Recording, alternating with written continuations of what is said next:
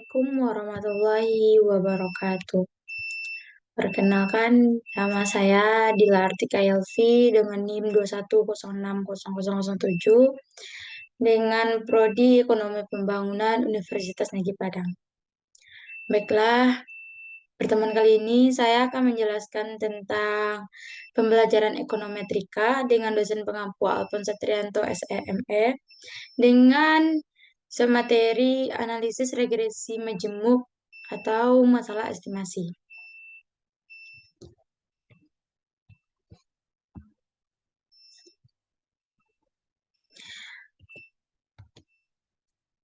Analisis regresi majemuk adalah metode statistik yang digunakan untuk mempelajari hubungan antara variabel independen dan variabel dependen. Ketika lebih dari satu variabel independen digunakan dalam model, salah satu masalah utama dalam analisis regresi majemuk adalah masalah estimasi. Berikut ini adalah beberapa masalah umum dalam estimasi dalam analisis regresi majemuk. Yang pertama, masalah multikolonialitas. Ini terjadi ketika dua atau lebih variabel independen saling berkolerasi atau memiliki hubungan linear yang kuat. Hal ini dapat menyebabkan masalah dalam estimasi parameter regresi. Karena tidak ada satu variabel independen yang dapat dianggap sebagai penyebab utama variabel dependen. Kedua itu overfitting.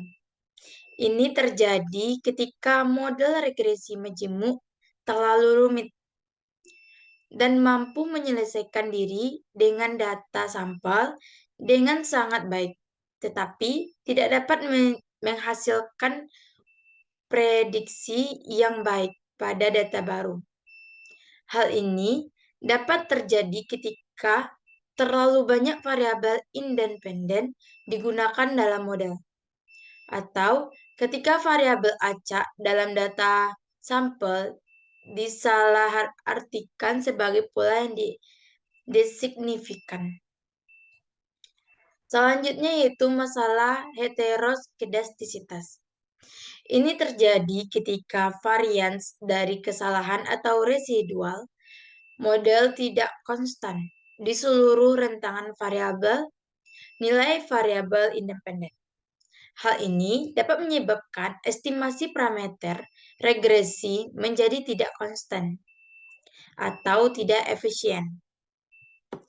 Selanjutnya yaitu masalah spesifikasi model.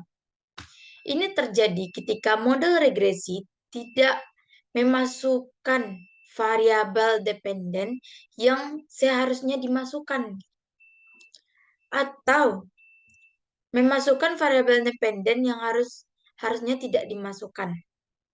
Hal ini dapat menyebabkan estimasi parameter regresi menjadi tidak akurat dan menghasilkan prediksi yang buruk.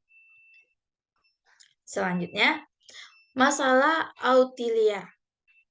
Ini terjadi ketika ada data yang sangat jauh dari nilai rata-rata atau nilai tengah dan mempengaruhi kesimpulan analisis regresi.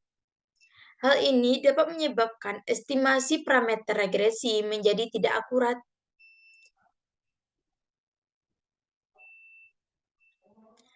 Dan menghasilkan prediksi yang buruk.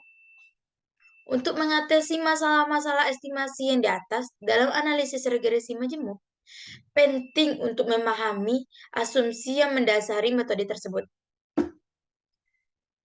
dan melakukan uji estimasi yang tepat untuk mengevaluasi kualitas model regresi. Selain itu, metode estimasi yang tidak canggih seperti regresi rate atau loss dapat digunakan untuk mengatasi masalah multikolonialitas dan overfitting. Selain metode estimasi yang lebih canggih seperti regresi Rig atau loss dapat digunakan untuk mengatasi masalah multikolonialitas dan overthink. Selanjutnya yaitu model 3 variabel atau notasi dalam asumsi-asumsi.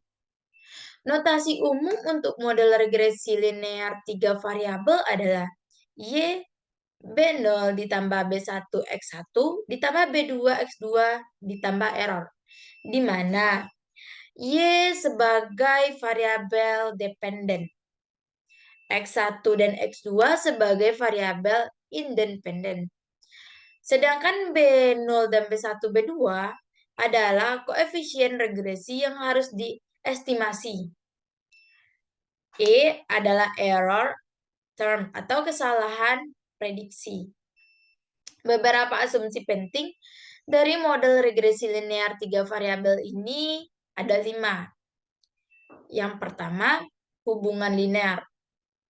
Asumsi dasar dari model regresi linear adalah adanya hubungan linear antara variabel dependen dan variabel independen. Model regresi linear 3 variabel memerlukan adanya hubungan linear antara variabel dependen Y dan 2 variabel independen seperti X1 dan X2 tadi. Yang kedua, yaitu normalitas. Asumsi normalitas adalah bahwa residual dari model regresi linear 3 variabel harus memiliki distribusi normal. Artinya, residual tidak boleh cenderung untuk membentuk pola atau memiliki banyak nilai ekstrim. Normalitas dapat diperiksa dengan plot residual dan uji normalitas. Kita masuk yang ketiga. Yang ketiga yaitu homoskedastisitas. Asumsi homoskedastisitas adalah bahwa residual dari model regresi linear 3 variabel memiliki varian yang sama dan selalu rentang nilai dari variabel independen. Hal ini dapat diperiksa dengan plot residual dan uji homogenitas varian. Lanjut ke independensi. Asumsi independensi adalah bahwa residual dari model regresi linear 3 variabel harus tidak berkorelasi satu sama lain. Hal ini dapat diperiksa dengan plot residual dan uji autokorelasi. Dan yang kelima, yaitu tidak ada multikolonialitas. Asumsi bahwa ada hubungan linear yang kuat antara variabel independen, multikolonialitas dapat mempengaruhi kemampuan modal dalam memperkirakan koefisien regresi secara akurat. Pencegahan asumsi-asumsi yang 5 di atas tadi penting dilakukan sebelum melakukan interpretasi hasil dari model regresi linear 3 variabel. Jika asumsi-asumsi tidak dipenuhi, perlu dilakukan transformasi data atau menggunakan metode regresi yang lebih canggih. Lanjut kita membahas tentang interpretasi dan persamaan regresi majemuk. Interpretasi dari persamaan regresi majemuk tergantung pada variabel yang ada dalam model. Namun, secara umum, kita dapat memberikan beberapa contoh interpretasi dari persamaan regresi majemuk. Ada 6. Yang pertama yaitu, jika model regresi majemuk memiliki variabel independen X1, X2, maka persamaan regresi majemuk dapat dituliskan sebagai Y sama dengan B0 ditambah B1 X1 ditambah B2 X2 ditambah error. Yang kedua, yaitu koefisien regresi B0 dapat diinterpretasikan sebagai nilai prediksi dari variabel dependen Y ketika semua variabel independen memiliki nilai 0. Yang ketiga, koefisien regresi B1 dapat diinterpretasikan sebagai perubahan dalam variabel independen Y ketika variabel independen X1 meningkat satu satuan. Sedangkan semua variabel independen lainnya tetap konstan. Yang keempat yaitu koefisien regresi B2 dapat diinterpretasikan sebagai perubahan dalam variabel dependen Y ketika variabel independen X2 meningkat satu satuan. Sedangkan semua variabel independen lainnya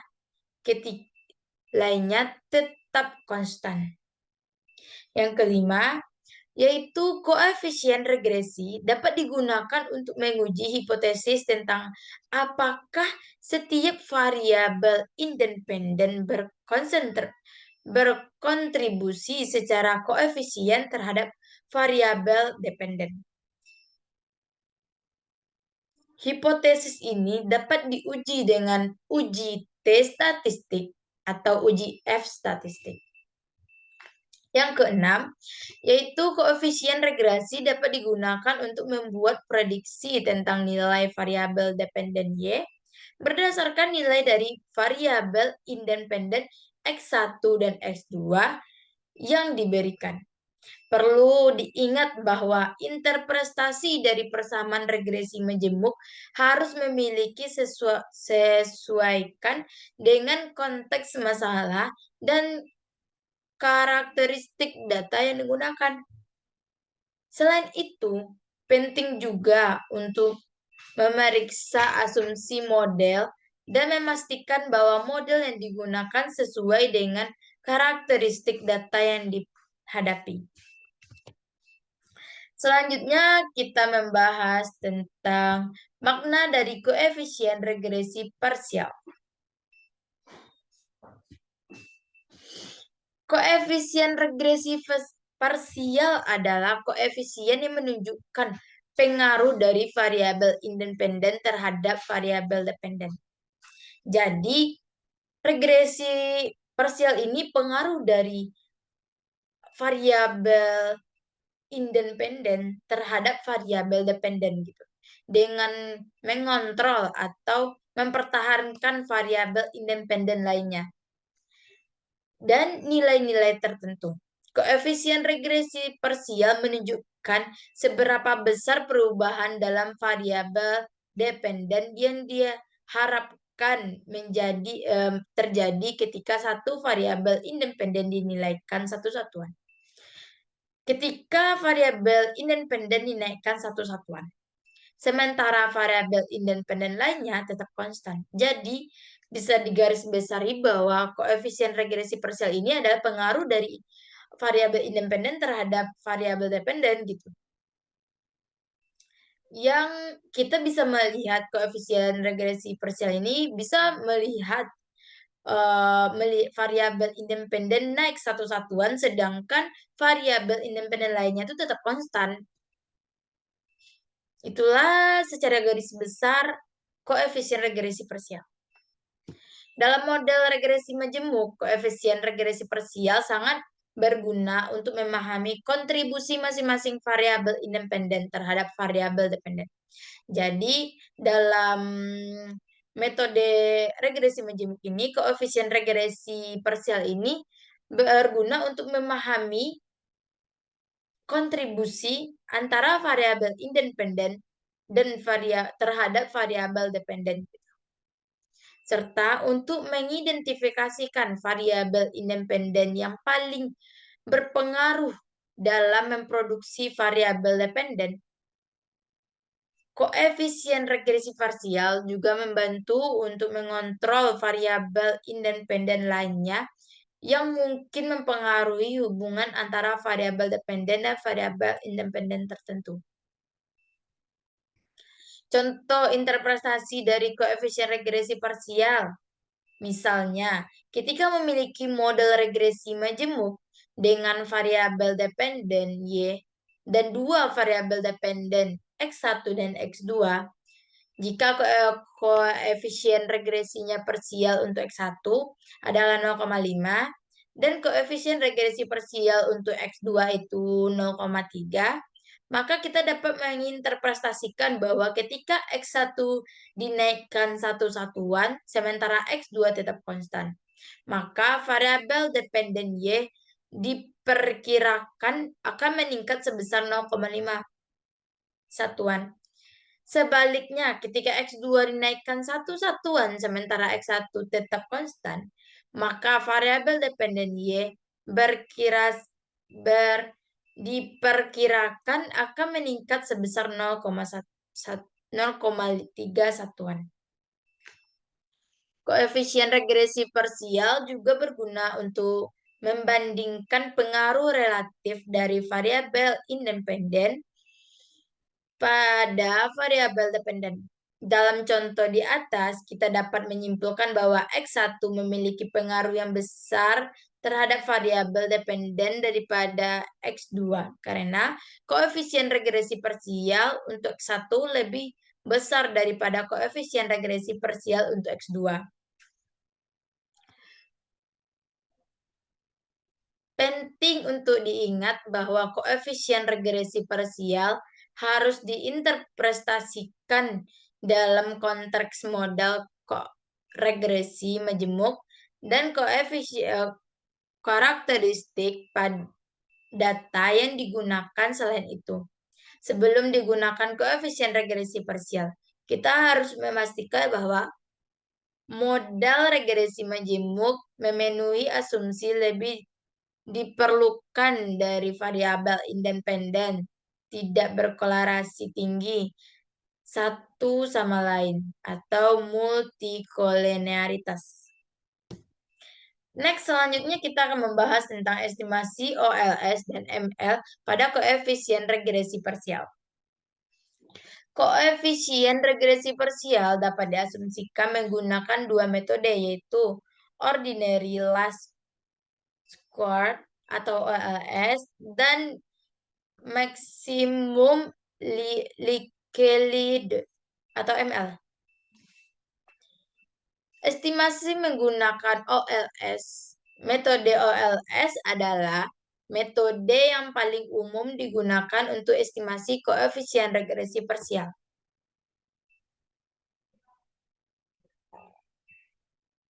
Dalam metode ini, koefisien regresi parsial diestimasi dengan minimalkan jumlah kuadrat deviasi antara nilai yang diamati dari variabel dependen dan nilai yang diprediksi oleh model. Persamaan regresi yang diestimasi menggunakan OLS adalah seperti yang dilihat pada PPT saya, di mana B adalah faktor koefisien regresi, X adalah matriks yang berisi nilai-nilai variabel dependen, Y adalah faktor yang berisi nilai-nilai variabel dependen, XT adalah transport dari X, dan XTX-1 adalah inverse dari matriks XTX. Yang kedua yaitu estimasi menggunakan ML. Metode ML juga dapat digunakan untuk estimasi koefisien regresi parsial. Dalam metode ini, koefisien regresi parsial diestimasikan dengan memaksimalkan ML function. ML function menggambarkan probabilitas memperoleh nilai yang diamati dari variabel dependen ketika kita memiliki nilai yang diketahui dari variabel independen.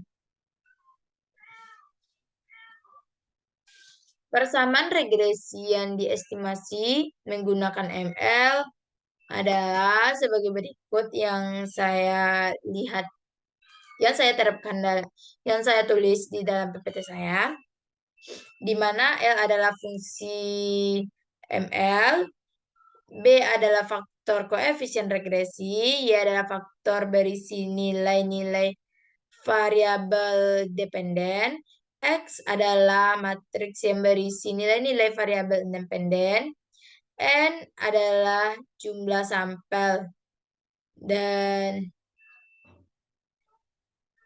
sigma adalah matriks covariance, dan sigma adalah determinasi dari matriks.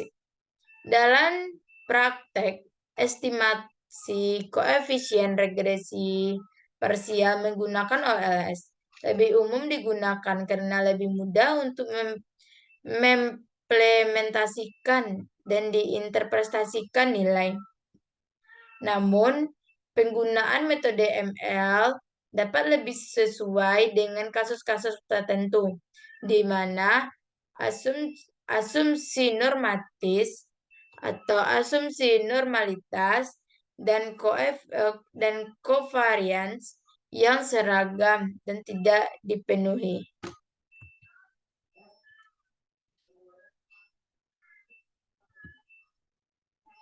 Selanjutnya kita masuk ke variance.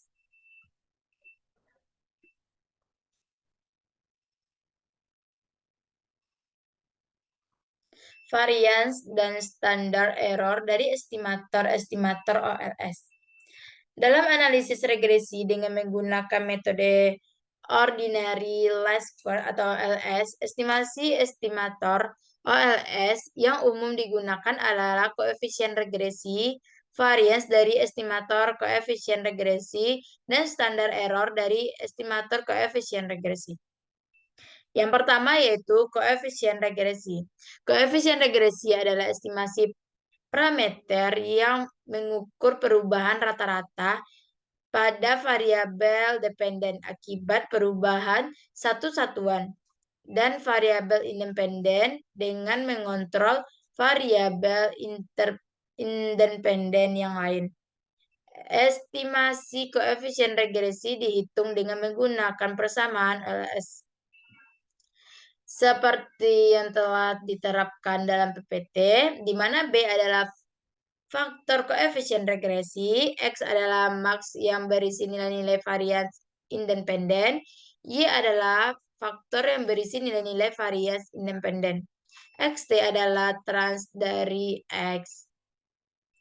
Yang kedua yaitu variance estimator koefisien regresi. Variance estimator koefisien regresi digunakan untuk mengukur beberapa variabel atau tidak stabil estimator koefisien regresi. Variance estimator koefisien regresi dihitung dengan menggunakan persamaan OLS. Seperti yang dilihat dari bagian bawah ini di PPT ini.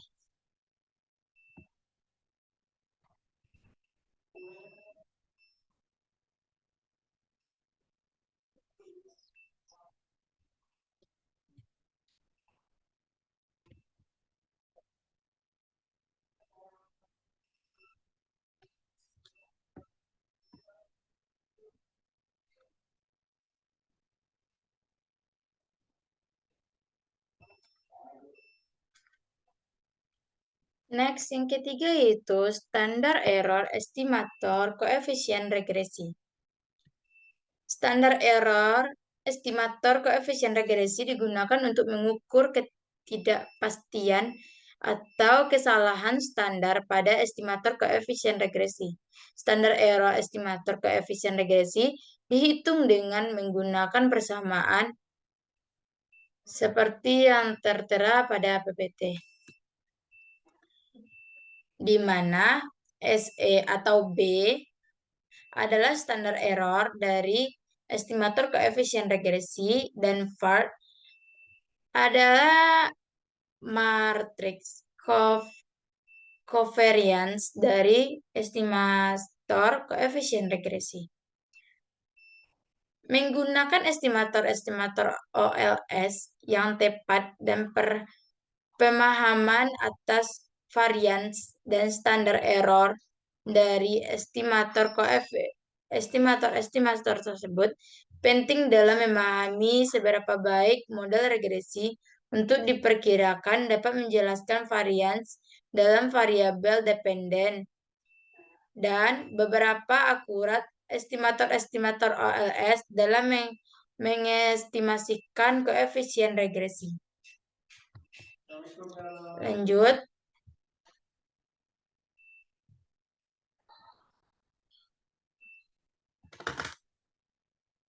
Lanjut, kita membahas tentang sifat-sifat dari estimator-estimator OLS. Berikut ini adalah beberapa sifat-sifat dari estimator-estimator OLS dalam analisis regresi. Yang pertama, linearitas. Estimator-estimator OLS berfungsi secara linearitas terhadap variabel independen. Artinya, jika nilai variabel dependen berubah 1 unit, maka perubahan yang dihasilkan dari estimator-estimator OLS akan berubah secara proporsional.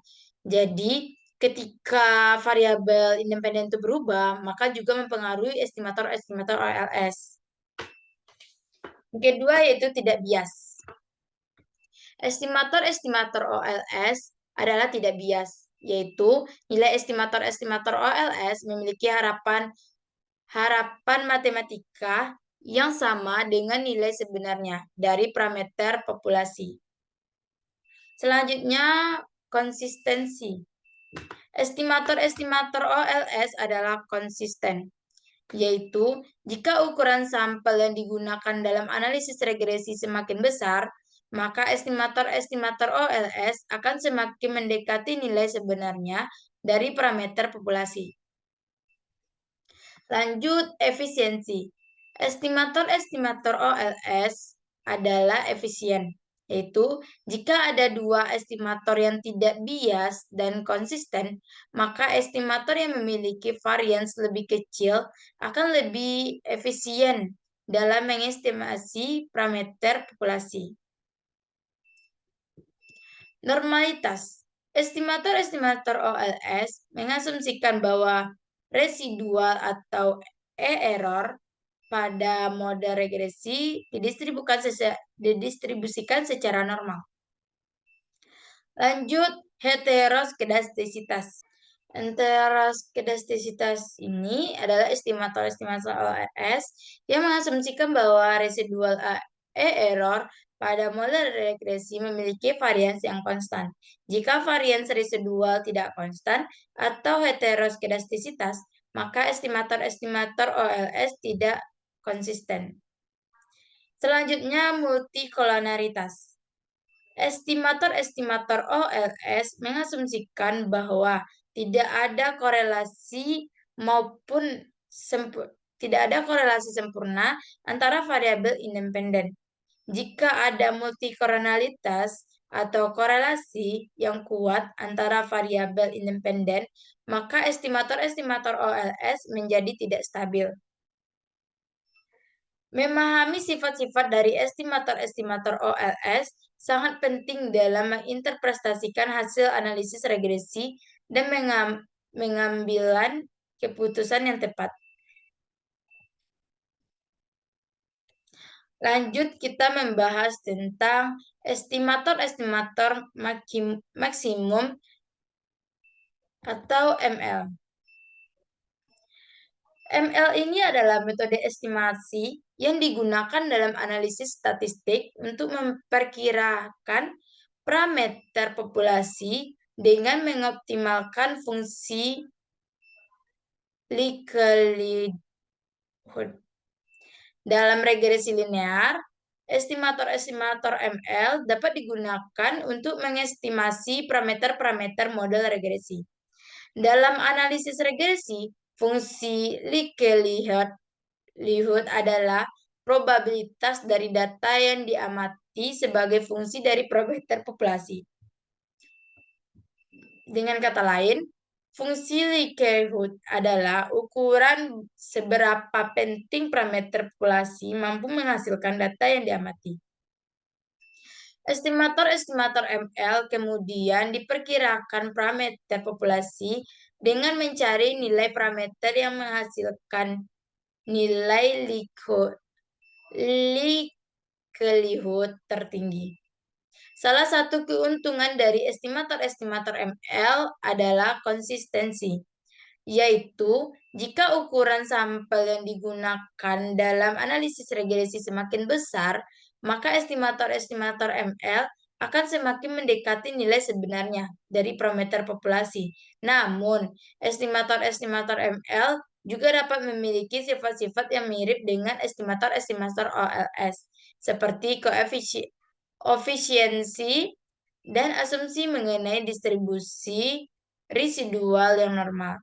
Namun, perhitungan estimator-estimator ML dapat menjadi lebih rumit daripada estimator-estimator OLS, terutama jika model regresi lebih konsisten, lebih kompleks dari atau jika dapat ditergantung antara variabel independen. Selain itu, estimator-estimator ML juga dapat lebih rentan terhadap nilai yang dihitung atau outlier dalam data.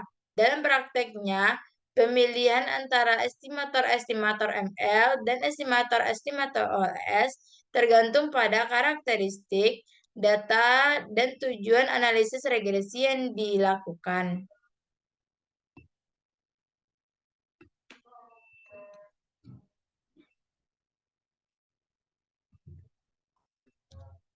Lanjut, kita membahas koefisien determinasi majemuk R kuadrat dan koefisien regresi majemuk R kuadrat.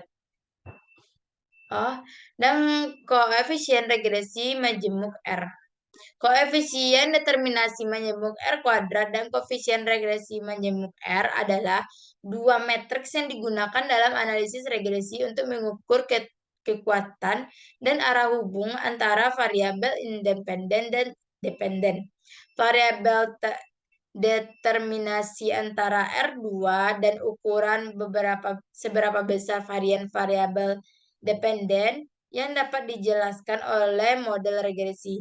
Koefisien determinasi majemuk R2 memiliki nilai antara 0 sampai 1. Di mana semakin tinggi nilainya, maka semakin baik model regresi dalam menjelaskan variabel-variabel dependen. Nilai R kuadrat dapat dihitung dengan menggunakan rumus yang telah saya sediakan di sini, di mana SSR dan sum of square residual dan STT dan sum of residual total R kuadrat dapat diinterpretasikan sebagai presentasi variabel dari variabel dependen yang dapat dijelaskan oleh model regresi. Sementara itu, koefisien korelasi majemuk R adalah ukuran kekuatan dan arah hubung antara dua atau lebih variabel dependen dengan variabel dependen yang dapat diselesaikan oleh model regresi. Sementara itu, koefisien korelasi majemuk R dan ukuran kekuatan dan arah hubung antara dua atau lebih variabel independen dengan variabel dependen, koefisien korelasi majemuk R memiliki nilai antara min 1 dan min, di mana nilai positif menunjukkan hubungan positif antara variabel-variabel dan nilai negatif menunjukkan hubungan antara nilai variabel-variabel. Nilai R dapat dihitung dengan menggunakan rumus yang telah disedia di PPT. Di mana RXY1, RXY2, sampai RXY selanjutnya adalah koefisien korelasi antara variabel independen dan variabel dependen yang masing-masing dihitung secara terpisah. Koefisien korelasi majemuk R dapat diinterpretasikan sebagai ukuran kekuatan hubungan antara variabel independen secara keseluruhan dengan variabel dependen. Koefisien determinasi majemuk R2 dan koefisien regresi korelasi majemuk R dapat digunakan bersama-sama untuk mengevaluasi seberapa baik model regresi dalam menjelaskan hubungan antara variabel independen dan dependen.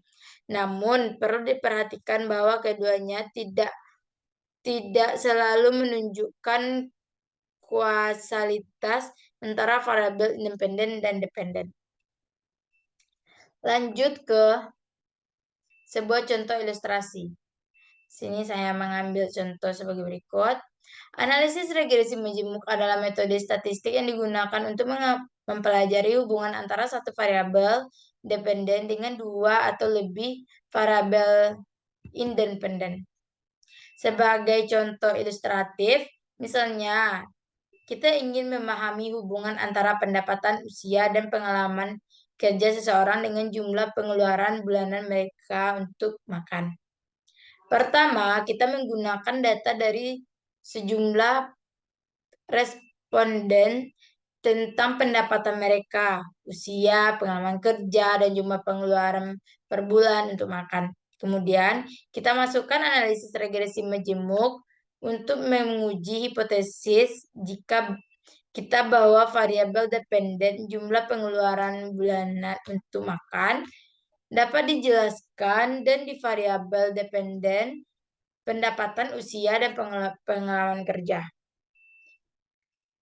Berikut contoh hasil output model regresi jumlah pengeluaran bulanan untuk makanan A tambah B1 dikali pendapatan ditambah B2 dikali usia tambah B3 X pengalaman kerja ditambah error. Yang A 232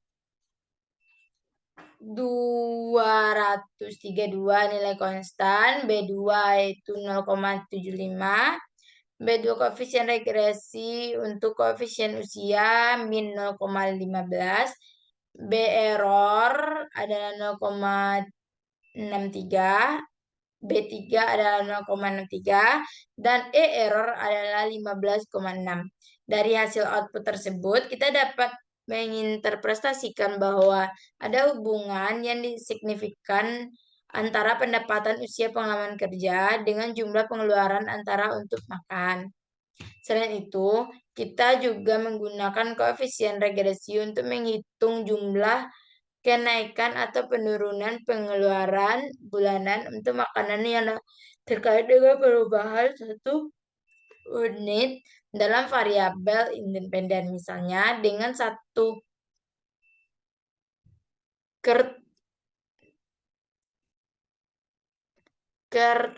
kenaikan satu unit pengalaman kerja, jumlah pengeluaran bulanan untuk makan akan meningkat sebesar 0,68 satuan.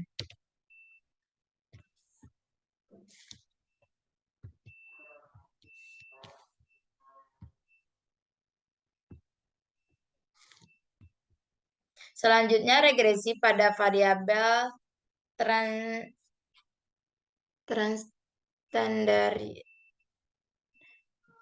transstandardisasi.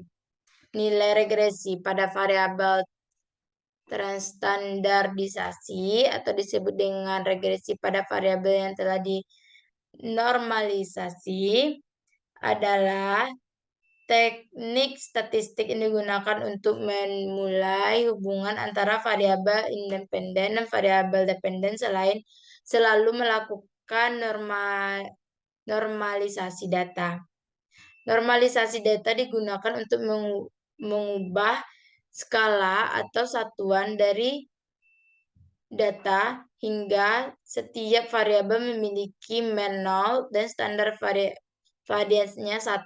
Dengan demikian, setiap variabel memiliki skala yang sama dan dapat dibandingkan dengan yang lebih adil. Misalnya, kita ingin mengetahui hubungan antara 3 badan dan berat badan seseorang nih. Namun, melakukan analisis regresi, kita mengasumsikan data dengan cara mengurangi nilai rata-rata dari setiap nilai observasi, kemudian membaginya dengan standar deviasi dan hasil normalisasi dinyatakan dalam satu satuan deviasi. Setelah data telah dinormalisasi, kita dapat melakukan analisis regresi pada variabel standarisasi. Dalam analisis ini, koefisien regresi menunjukkan seberapa banyak perubahan dalam variabel dependen Y yang diharapkan terjadi ketika satu satuan standar deviasi dalam variabel independen X berubah. Dalam hal output, regresi pada variabel standarisasi, koefisien regresi beta diinterpretasikan sebagai beberapa banyak perubahan dalam satu standar deviasi variabel dependen Y yang digunakan yang diharapkan terjadi ketika satu standar deviasi dalam variabel dependen X berubah.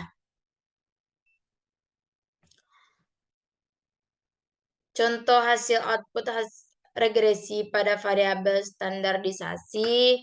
Yang pertama model regresinya Y, variabel dependen, beta 1x1, variabel independen, beta x2, variabel independen, dan tambah x epsilon.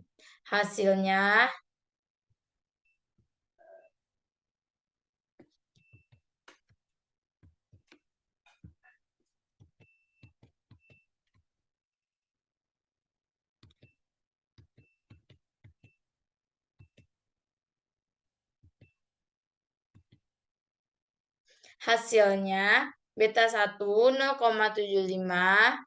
beta 2 0,15. Dari hasil output tersebut dapat diinterpretasikan bahwa dengan setiap perubahan satu satuan standar deviasi dalam variabel independen 1, variabel dependen akan berubah sebesar 0,75. Kemudian standar deviasi, sedangkan dengan setiap perubahan satu satuan standar deviasi dalam variabel independen 2, variabel dependen akan menurun sebesar 0,15 satuan standar deviasi. Dampak perubahan satu satuan variabel dependen pada lebih dari satu regresi. Jika terjadi perubahan satu satuan pada variabel independen dalam satu model regresi dengan lebih dari satu regresor, maka dampaknya akan tergantung pada koefisien regresi dari masing-masing regresor. Dalam regresi berganda, setiap regresor akan memiliki koefisien regresi yang memiliki dampak terhadap variabel dependen juga variabel lainnya konstan. Oleh karena itu, dapat perubahan satu satuan dari variabel dependen akan mempengaruhi oleh koefisien regresi dari masing-masing regresor.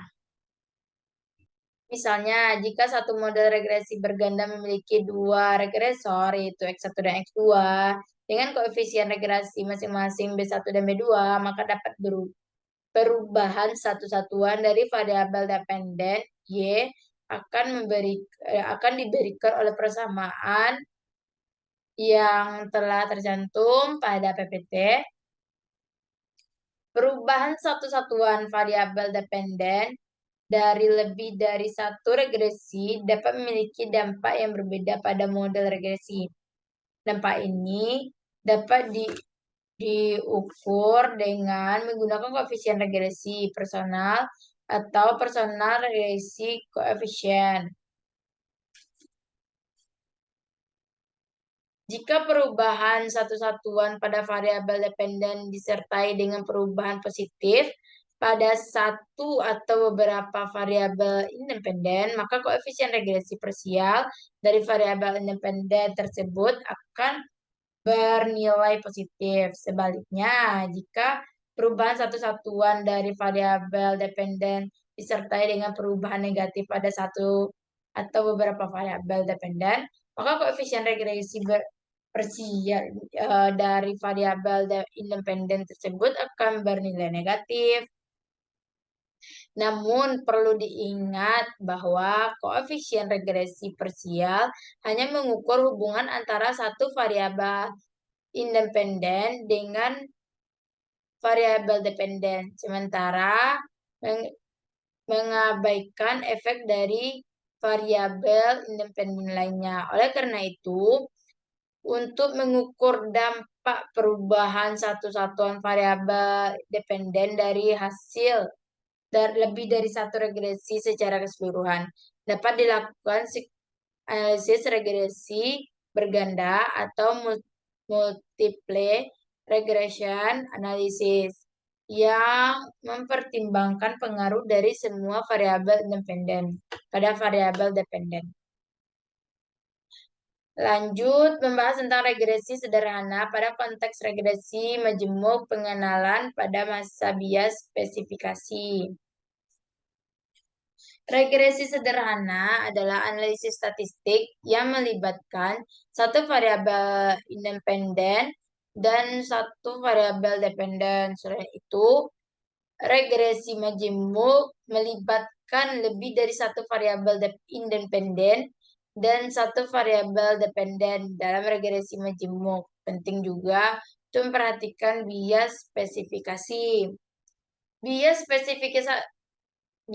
spesifikasi terjadi ketika model regresi yang dihasilkan tidak mencakup variabel independen yang relevan atau mencakup variabel independen yang tidak relevan.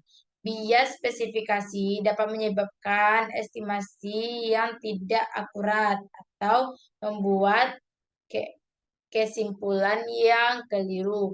Oleh karena itu, penting untuk memperhatikan bias spesifikasi saat melakukan analisis regresi majemuk. Ada beberapa teknik yang dapat digunakan untuk mengatasi bias spesifikasi tersebut, termasuk menambahkan variabel independen yang relevan. Jika ada variabel independen yang relevan dan tidak dimasukkan ke dalam modal, maka modal tersebut dapat disesuaikan dengan menambahkan variabel tertentu. Terus menghapus variabel independen yang tidak relevan. Jika ada variabel independen yang tidak relevan yang masuk ke dalam modal, maka modal tersebut dapat disesuaikan dengan menghapus variabel tersebut. Transformasi variabel independen terkadang variabel independen dapat disesuaikan dengan melakukan transformasi seperti transformasi logaristik atau transformasi kuadratik. Hal ini dapat membantu mengenai bias spesifikasi. Menggunakan metode seleksi variabel. Ada beberapa metode seleksi variabel yang dapat digunakan seperti metode stepwise dan metode forward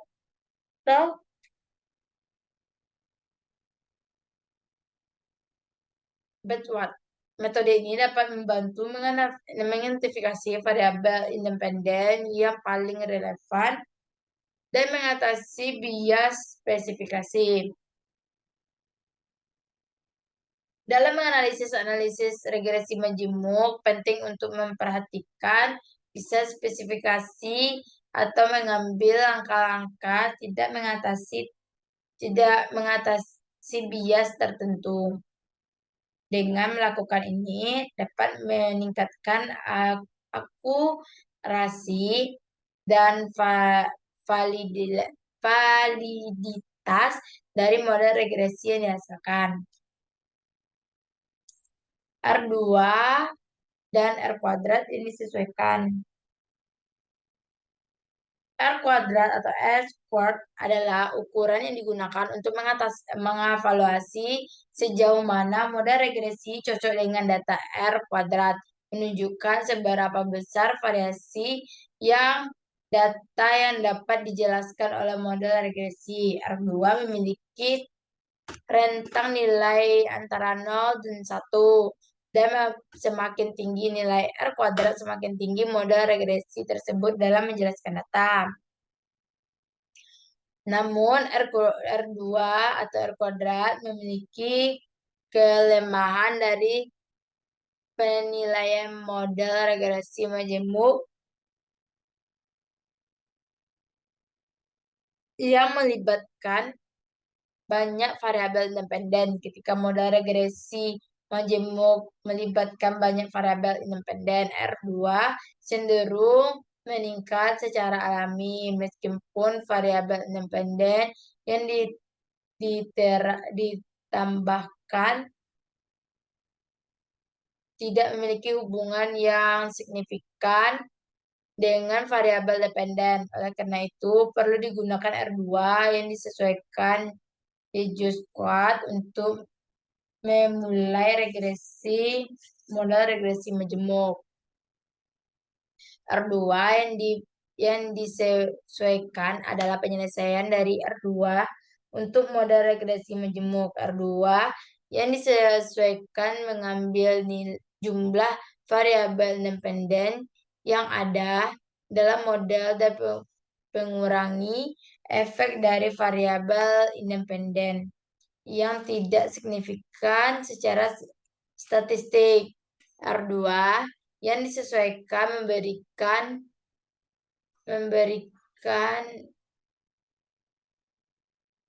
nilai yang tidak akurat untuk seberapa baik model regresi majemuk cocok dengan data dan membantu menghindari kesalahan penilaian akibat bias spesifikasi.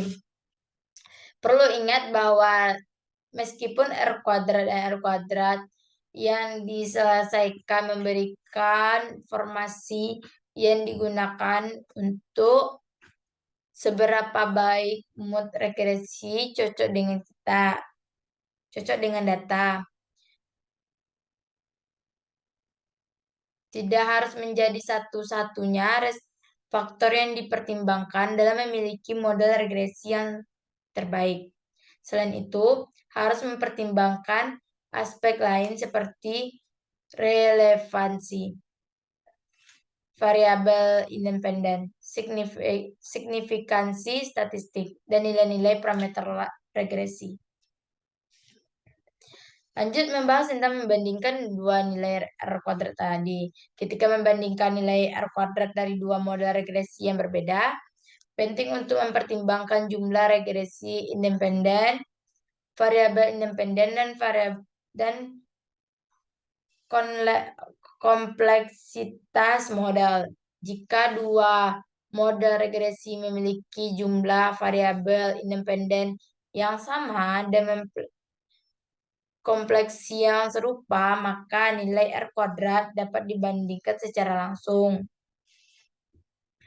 Jika kedua model regresi memiliki jumlah variabel independen dan konteks yang berbeda, maka perlu digunakan R kuadrat disesuaikan untuk membandingkan R kuadrat yang disesuaikan untuk memberikan nilai yang tidak akurat untuk seberapa baik model regresi cocok dengan data. Karena itu, pengambil jawaban variabel independen yang ada dalam metode dan mengurangi efek dari variabel independen yang tidak signifikan secara statistik.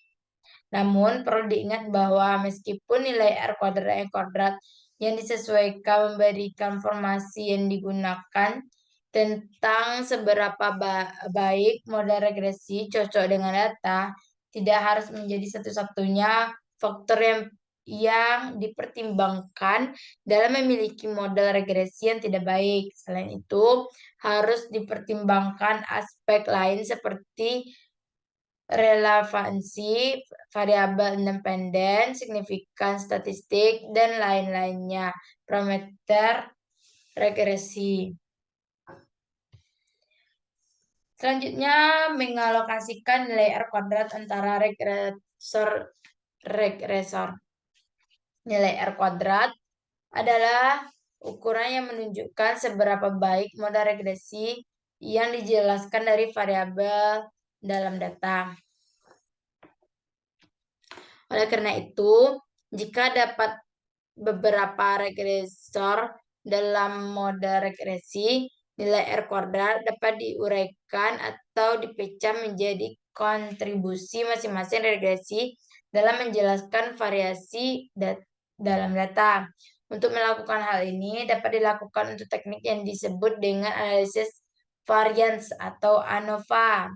ANOVA memecah nilai R kuadrat menjadi kontribusi masing-masing regresi dalam menyelesaikan masalah tidak dalam data.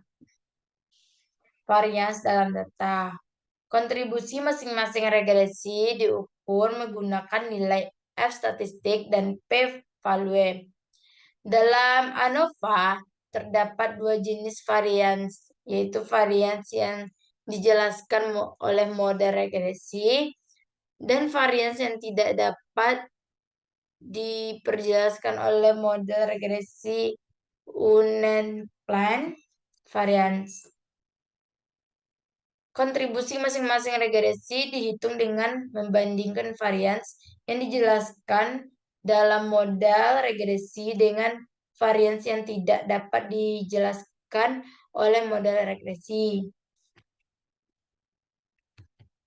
Lanjut, fungsi produksi Goldberg lebih dari mengenai fungsi. Bentuk fungsi. Fungsi produksi Goldberg adalah salah satu jenis fungsi produksi yang digunakan untuk menggambarkan hubungan antara input atau faktor produksi dengan output atau hasil produksi. Fungsi produksi Goldberg dinamakan demikian karena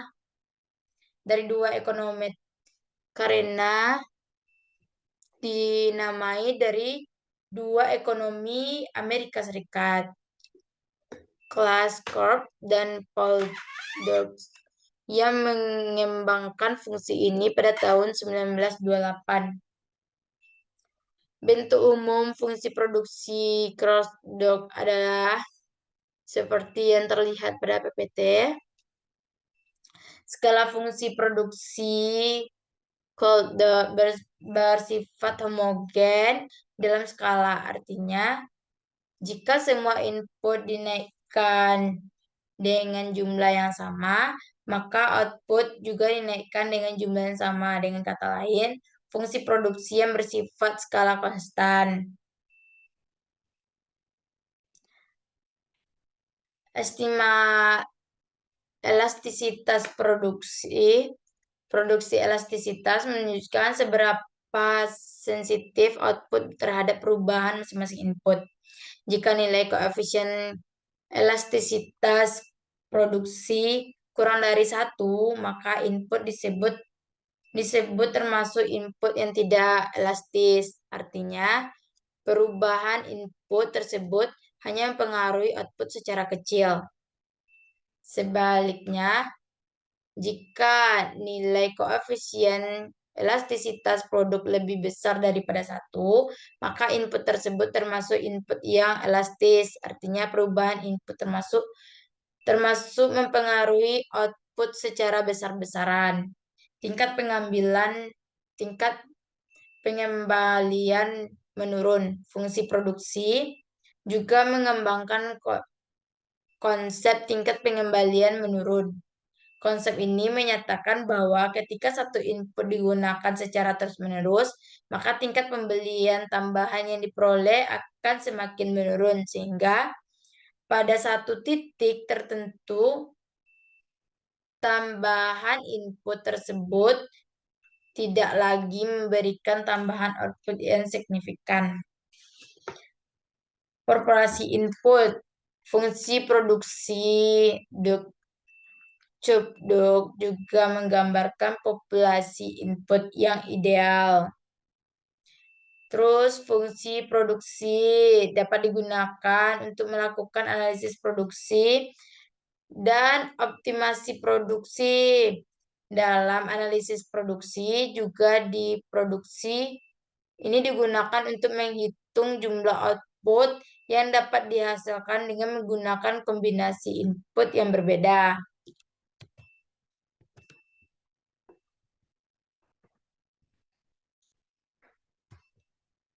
Model regresi polinomial. Model regresi polinomial adalah salah satu jenis model regresi yang digunakan untuk mengevaluasi hubungan antara variabel independen dan variabel dependen. Model ini menggunakan fungsi polinomial untuk menggambarkan hubungan antara variabel independen dan variabel dependen. Fungsi polinomial, fungsi matematika koefisien, sebuah polinomial seperti yang terlihat pada PPT. Dalam model regresi polinomial koefisien dapat ditentukan dengan menggunakan metode kuadrat terkecil dari metode regresi. Model regresi polinomial dapat digunakan untuk mengevaluasi hubungan nonlinear antara variabel independen dan variabel dependen. Namun, perlu diingat bahwa menggunakan model regresi polinomial harus dilakukan dengan hati-hati. Koefisien korelasi parsial atau opsional.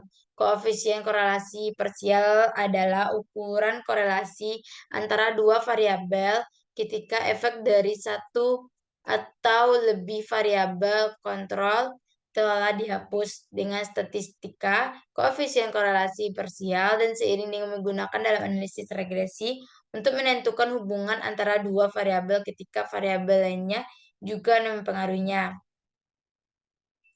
Koefisien korelasi parsial memberikan informasi yang lebih akurat tentang hubungan antara dua variabel karena ia menghitung pengaruh variabel kontrol dari hubungan tersebut. Namun, perlu diingat bahwa koefisien korelasi parsial hanya berlaku untuk variabel-variabel yang memiliki hubungan linear. Sekian penjelasan dari saya tentang materi pada bab 7 ini, yaitu tentang analisis regresi majemuk, masalah estimasi. Saya ucapkan terima kasih. Jika ada salah, saya mohon dikoreksi. Assalamualaikum warahmatullahi wabarakatuh.